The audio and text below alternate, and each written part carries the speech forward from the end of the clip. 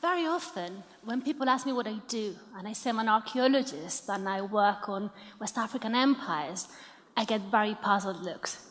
Because for lots of people, there's still no such thing as African history. There's human origins and there's colonialism, but there's nothing in between. And in both media and political discourse, Africa, and in particular sub-Saharan Africa, is still presented very often as this eternal present of hunter-gatherers and huts, of famine, drought, and poverty, a place that essentially lived in the Stone Age till the Europeans showed up. And nothing could be further from reality, because Africa has had a very rich history of states and empires, of civilizations, of trade, of innovation and ideas, a history which is not just fascinating on its own, but also fundamental to understand that of the rest of the world. And that's why tonight, in the next few minutes, I'd like to give you some examples of those civilizations and the stories behind them. And being an archaeologist, I'm obviously going to start with archaeological sites. This one you might have heard about, I presume. This is one of the first things that in fact comes to mind when archaeology is mentioned. It's ancient Egypt.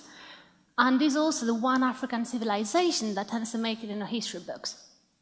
Yet, while exciting and monumental, Egypt is by no means the end of the story.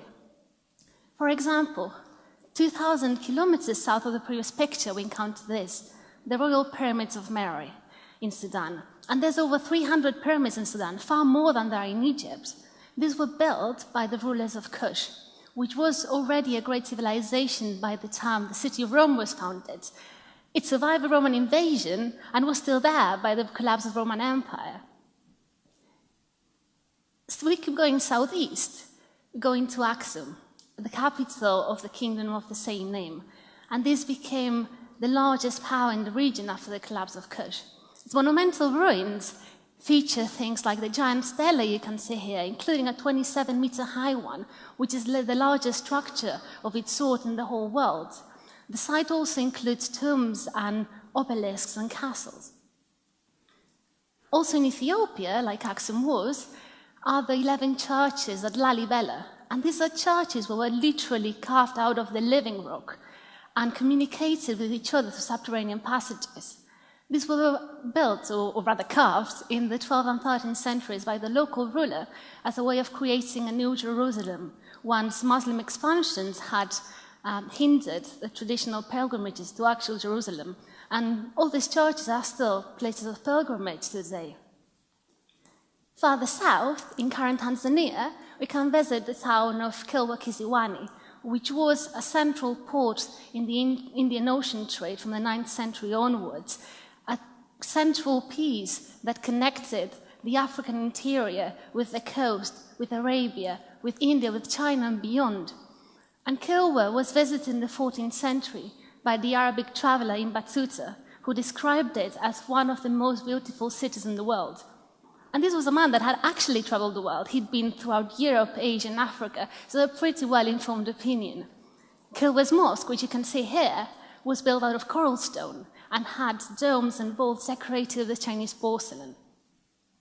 Also part of this trading network, but further south and inland, was Great Zimbabwe. And this was a site that impressed early European explorers so much with its sheer size and monumentality that they reported having found the capital of the Queen of Sheba and connected its construction to King Solomon. Although the biblical connection has now been dismissed, Great Zimbabwe is still an absolutely amazing site, the size of 100 football pitches, and the one archaeological site that can claim to have given name to a whole country, as the current country of Zimbabwe was named after it. Finally, on the opposite side of the continent, in current Mauritania, there's the town of Wadan, which was created in the 11th century to service trading caravans that crossed the Sahara. And like all the other sites I've mentioned so far, is also a UNESCO World Heritage Site. This list is by no means complete. It's just to give you a flavor for the sort of things we find. You may have noticed, though, that all the sites I've presented have one thing in common. They were all built out of stone. And that's absolutely crucial, because not all areas had stone, and not all of them chose to build with it. For instance, we have buildings like this, the Great Mosque at Jenne in Karen, Mali. This is believed to be the largest mud-built building in the world. And mud is an absolutely fantastic building material, locally sourced, perfectly adapted to the local climate, and it looks great. However, it's not so good for preservation, because without constant maintenance, it very soon turns into rubble. For example, this is how a medium-sized fortress looked like in the 19th century in southern Mali. This is how the equivalent looks like now in southern Senegal, and these are fortresses of the same size, type, and period. What I mean to say by this is that the fact that in some cases we might not find great standing structures bearing testimony to the existence of these great empires and civilizations doesn't mean they didn't exist, especially when so little archaeology has been done to uncover them. And I'll give you a very specific example, the Empire of Mali. The Empire of Mali was, as you can see, one of the largest pre-colonial states in the history of Africa. It was also much bigger than some of the European counterparts, such as Charlemagne's Holy Roman Empire. It was founded in the 13th century by the warrior king Sundiata Keita, and it soon grew to become one of the most powerful, wealthy, and prosperous states in the whole continent. It is believed, in fact, that most of the gold that reached Europe up until the European arrival to the Americas was in fact traded by Mali's rulers. And I'd like to introduce you to one of those rulers. His name is Mansa Musa, and he's the man sitting there on the right with the golden nugget in his hand right in front of the Arab trader. And although Mansa Musa lived in the 14th century, he was recently in the news, having been deemed the richest person to have ever lived. And the reason why we know about this is because in 1324, Mansa Musa converted to Islam. Well, he converted a bit before, but in 1324, he decided to do the pilgrimage to Mecca, stopping on his way in Cairo.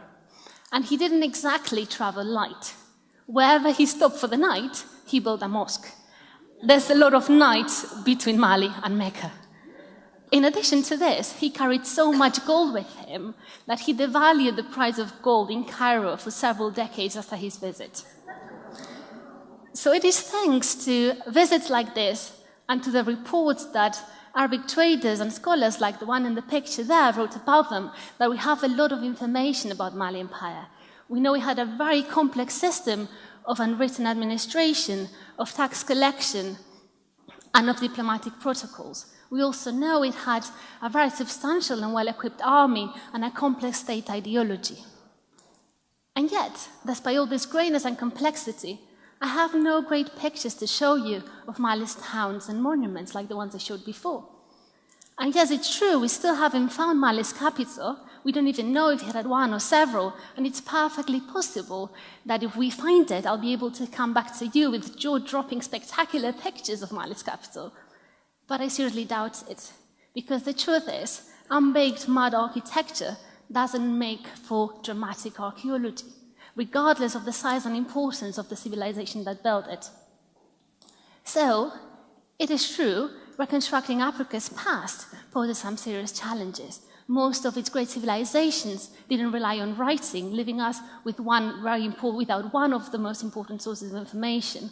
In many areas, the choice of unbaked mud brick as construction material makes for very poor preservation of architectural evidence. And due to a combination of these and reasons of political and historical nature, there's been a lot less archaeological research than in Mali, that's where I work, in Africa than for the rest of the world. And yet, despite these limitations, I hope to have shown you that this myth of Africa as a place without history, it's just that, a myth. And it's high time we dispelled it, because it's not just factually wrong, it's dangerous. Perpetuating this notion of Africa as a continent without a past has deeply damaging consequences for its future. Over the last few decades, historians and archaeologists have unveiled this landscape of towns and states, of empires and civilizations that have deeply changed and shaped world history. It is time now that the rest of the world knew about it as well. Thank you.